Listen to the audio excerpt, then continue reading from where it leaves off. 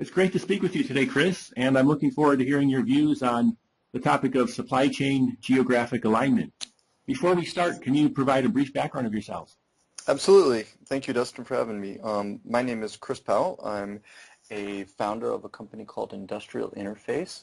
I have an engineering degree, a mechanical engineering degree, and I worked as a technical supplier to the automotive, electronic, aerospace industries here in San Diego as well as northern Mexico prior to starting Industrial Interface to solve many of the problems that I saw as a technical supplier. And my background has evolved from sales to now programming and also business development. So Industrial Interface is the largest and most capable database of U.S. manufacturers. Has the most detailed capabilities database of U.S. manufacturers. We keep a close monitoring of over 750,000 U.S. manufacturers, distributors, and representatives, and document their capabilities from a product, services, certification, and much, much more information about what those manufacturers actually do, so that any sort of person looking to work with manufacturers can query our system by more than a NAICS code. And what problems do you solve with supply chain geographic alignment? So our business breaks down into a couple different use cases, and one of them is for anyone involved in supply chain. And supply chain geographic alignment is the idea of having local suppliers to your manufacturing plant.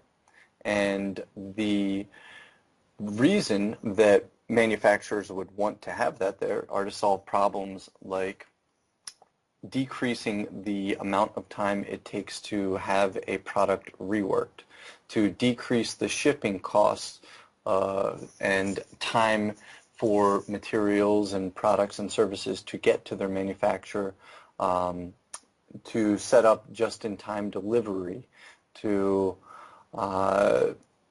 have a closer relationship with their suppliers, decrease time in auditing, decrease cost in auditing, and an ability for both parties to easily get to one another's facilities and whatnot.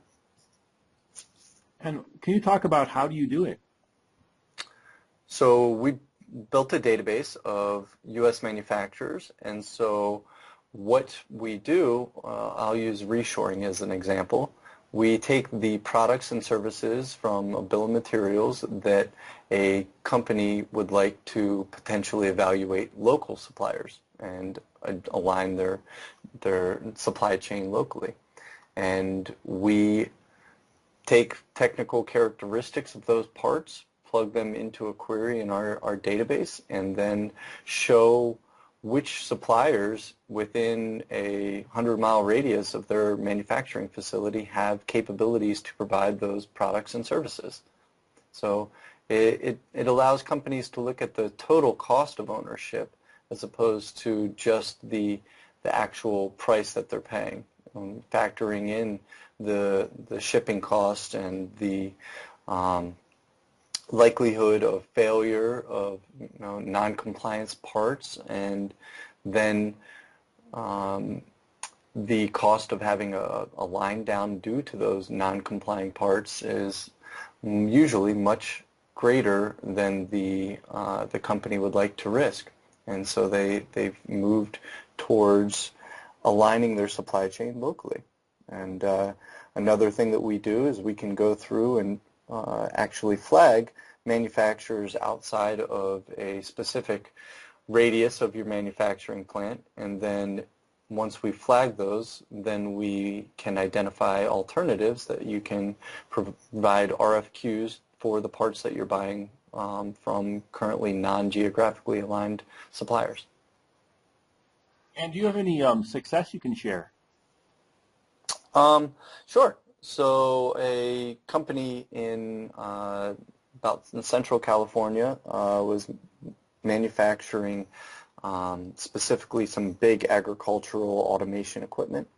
And they were buying some certain components from overseas. I can't really disclose what they were, but those overseas components were used in automation equipment, and they had timed the delivery of those and the use of those into their automation equipment, and then a supplier delivered their parts according to schedule from actually China, and those Chinese parts failed to have the specifications that they said they would, and it was actually like a motor that didn't have the required torque, and it fried.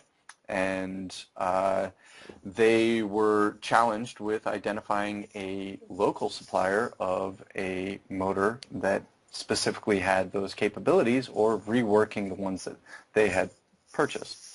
And in this case, we were able to find a contract manufacturer of motors to take what they had purchased and rework them to meet the increased demand of their automation equipment, and locally source that in a matter of a week and a half, as opposed to 2 months, which it was going to take to get that motor back from China.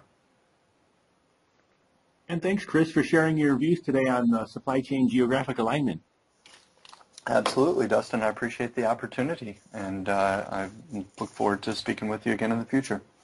Thank you.